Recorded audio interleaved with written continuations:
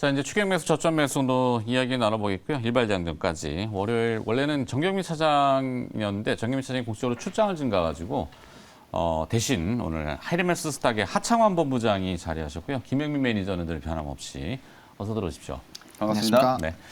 자, 순서대로 하창환 본부장은 어떤 재료를 가지고 이야기를 풀어주실 건지 비철금속 관련주 또 원자재, 소재 쪽 계속 보고 계시는군요. 네, 아무래도 뭐 시장 자체가 원자재 쪽에서 일단 좀 수급적인 쏠림 현상이 많이 나타나고 있고 네. 또 이제 아무래도 미국장이라든지 그런 대외적인 흐름들이 지금 좀 좋지 않게 흘러가고 있기 때문에 이렇게 됐을 땐 사실 뭐 대형주 위주보다는 좀 이제 소형주 위주로 움직일 가능성이 굉장히 크고 그 안에서도 이제 금리 인상을 계속적으로 얘기가 나오는 게 결국엔 인플레이션이고 그 부분을 부추기고 이벤트로 부각시키는 것들이 이제 또 원자재 관련된 부분이다 보니까 이에 대한 부분도 좀 설정을 했고요.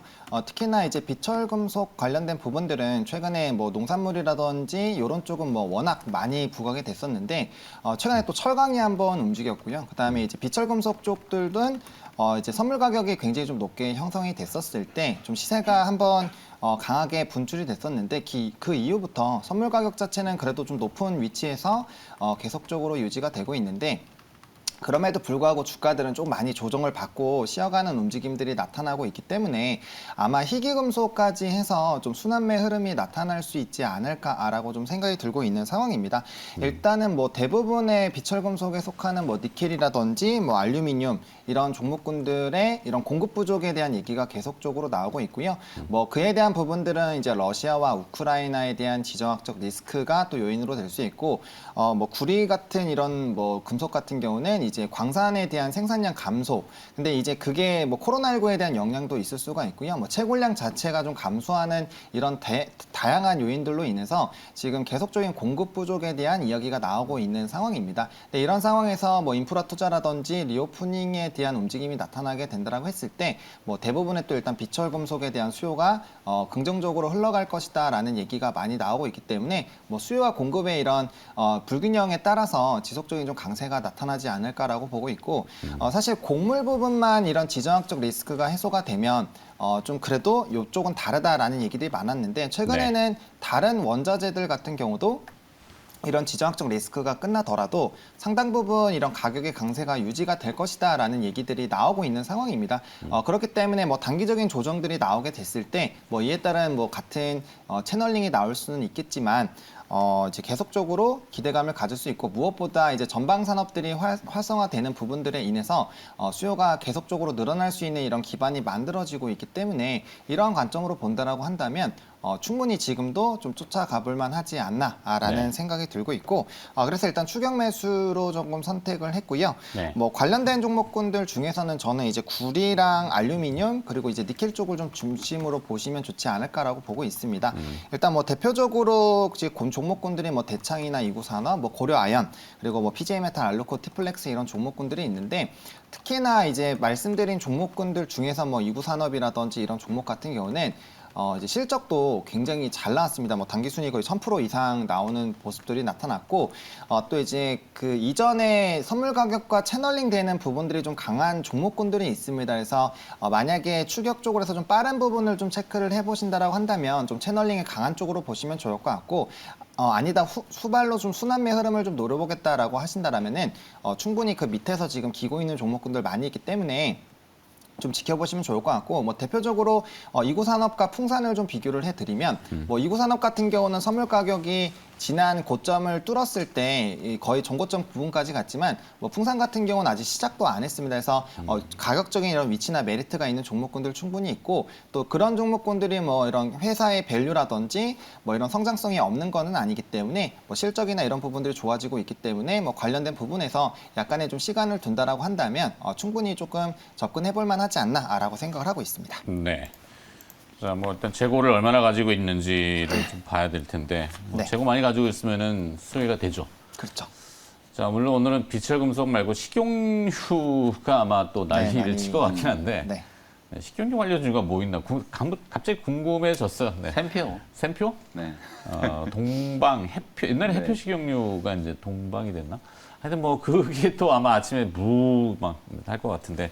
자, 일단 비철금속, 소재, 원자재 계속 보고 있고 결국엔 기승전 우크라이나, 뭐 기승전 원자재, 뭐 공급반 인플레이션 이거잖아요. 네. 계속 그걸 빙빙 도니까 네, 일단 시장 자체가 그렇게 움직이고 있기 네. 때문에 관심을 가져야 되지 않나 쉽게 생각합니다. 끝나지도 않을 것 같고. 자, 김명민 매니저는 무엇을 또 정해 오셨는지 뭐 저 보고 이어가셔도 될 것 네. 같은데. 자, 차량용 카메라 관련주 네, 역시 이것도 뭐 뜨겁다 추경 매수 이렇게 정해 주셨네요.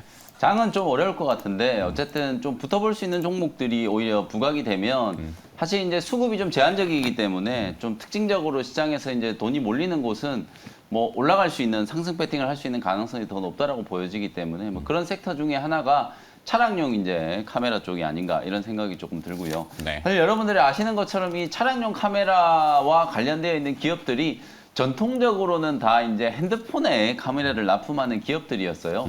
스마트폰용 카메라를 이제 납품하는 기업들인데 잘 아시는 것처럼 이쪽 시장이 워낙 지금 포화 상태잖아요. 뭐 듀얼 카메라, 트리플 카메라, 쿼드러플 카메라 얘기까지 나오고 있음에도 불구하고 경쟁 기업들이 너무 많다 보니까 이게 수익성이 또 저해되는 그런 이제 악순환이 반복되고 있는 상황이거든요. 그래서 이런 이제 카메라 모듈 관련된 기업들이 미래 신시장을 조금 개척하기 위한 하나의 또 전략으로 이 전장화, 자동차와 관련된 시장을 주목을 좀 하고 있는 거고요.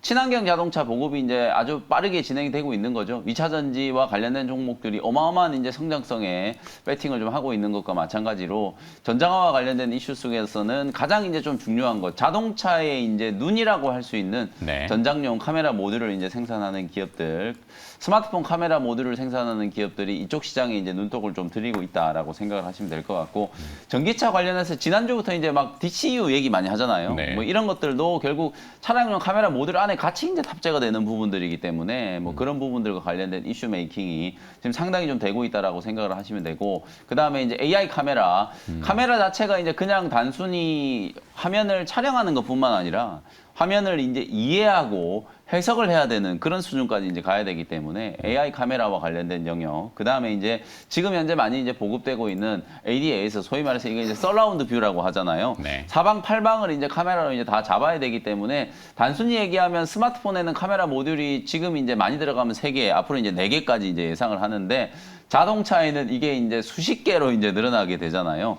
물론 이제 1년에 팔리는 자동차 대수가 스마트폰에 비하면 현저하게 좀 작지만 단가 자체가 이제 워낙 높고, 그 다음에 이제 자동차 한 대에 들어가는 이제 카메라 대수가 상당히 좀 많이 늘어날 수밖에 없기 때문에 포화 상태인 이 스마트폰 시장을 어찌 보면 이제 전장용 카메라 시장으로 빨리 이제 좀 시프트를 하는 기업들이 살아남을 수 있는 가능성이 좀 높아졌다. 말 그대로 이제 전장화에 대해서 공격적인 이제 승부를 좀 펼치고 있는 기업들이 많이 있다. 이렇게 이제 좀 생각이 좀 들고요. 가장 대표적인 기업이 이제 여러분들이 아시는 MC넥스예요. 실은 이제 MC넥스도 갤럭시 S 시리즈의 이제 스마트폰 카메라 모듈을 이제 납품하는 기업으로 출발을 했다가 이제 작년, 재작년부터 전장용 카메라 모듈 시장에서 주목을 좀 많이 받고 있죠. 특히 이제 국내에서는 현대차 그룹의 이제 제일 이제 협력사로 이제 꼽히면서 아까 말씀드렸던 이제 DCU라든지 뭐 서라운드 뷰, 그 다음에 이제 AI 카메라 모듈을 현대기아차 그룹과 같이 이제 공동 개발을 하면서 뭐 매출 비중도 상당히 좀 크게 늘어나고 있고, 올해 이제 본격적인 이제 이 전장용 카메라 시장이 이제 개화가 좀 되면서 MC넥스는 실적적인 측면에 있어서도 아주 이제 조금 주목을 많이 받고 있는 그런 상황으로 보여지고요. 그 다음에 이제 최근에 또 자화전자가 1,900억 이제 구미에 이제 공장 설비 투자하는 거 그 이슈 때문에 엄청나게 조금 주가가 급등을 했었죠. 지난주 금요일 날도 사실 자화전자가 장중에 그냥 느닷없이 그냥 10몇 %씩 막 급등을 하는 이런 모습들이 좀 나타났기 때문에 네. 전장화 관련된 이슈가 이제 살아있다라는 걸 가장 좀 극명하게 보여주는 종목이 자화전자. 그 다음에 이제 파트론이라든지 또 세코닉스, 뭐 옵트론텍 이런 종목들이 이제 전장화 시장에 이제 진출을 해 있는 기업이다라고 생각을 하시면 될 것 같고, 오늘은 뭐 많은 종목들 중에서 하나 좀 픽을 한다면 그냥 대장주, 뭐 아무래도 시장 분위기 조금 어수선할 거기 때문에 대장주에 좀 집중하는 전략으로 MC넥스를 픽을 한번 꼽아보도록 하겠습니다. MC넥스. 네. 아까 하창원 본부장은 그 비철금속으로 해서 이구 산업? 네, 이구 시장이 산업. 가장 좋은 종목 중에 하나이기 때문에 네. 이구 산업으로 선택을 해봤습니다. 네. 뭐 시장을 좀 이렇게 피해서 그래도 이제 뭐 중심권역은 아니지만 그들만의 리그로 될 수 있어요. 뭐 시장하고 별개로. 그래서 이제 이렇게 주제를 세분화시켜 가지고 그래 또 핫한 기업은 우리가 겁먹을 필요는 없다 이런 주제죠. 네.